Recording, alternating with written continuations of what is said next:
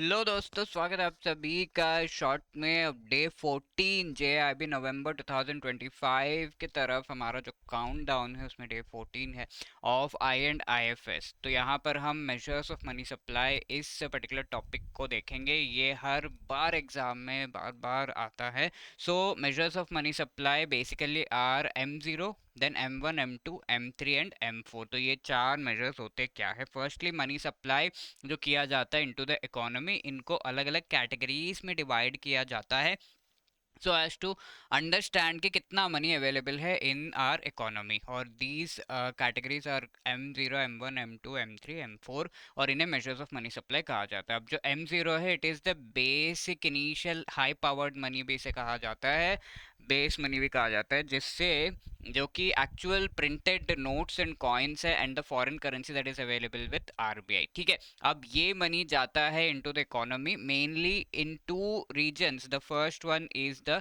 Post office and the other is the banks. ठीक है। तो मेनली बैंक्स में जाता है ये सारा जो पैसा, एंड बैंक्स के डिमांड एंड टाइम लायबिलिटीज या डिपॉजिट्स में ये जाता है। ठीक है। तो बेस्ड अपॉन कहाँ पर कितना पैसा अवेलेबल है, M1, M2, M3, M4 designate किए जाते हैं। So let us have a look. तो what are the different places where you will find this money.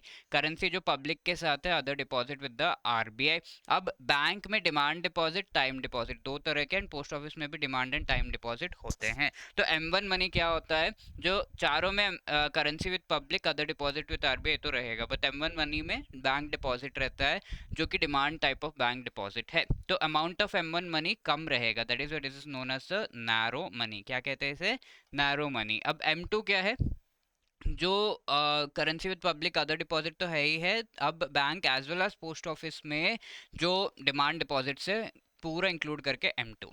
M3 को ब्रॉड मनी कहा जाता है बिकॉज पूरा बैंक में जो मनी है सब कुछ इंक्लूडेड रहता है, including the demand as well as time deposits. अब M4 में सारा कुछ रहता है। ठीक है। तो M1 and M3 are the most important for RBI, तो इनको स्पेशल नेम्स दिए गए, narrow money and broad money M3। ठीक है। तो I hope this thing is clear, कौन सा टाइप ऑफ मनी किस में आता है, ये सारी चीज़ें क्लियर है। अब ये क्वेश्चन में 2025 में पूछा हुआ क्वेश्चन है कि बेस मनी किसे हम कहते हैं।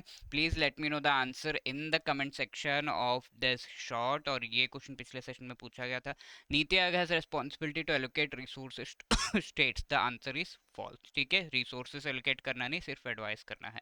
Thank you.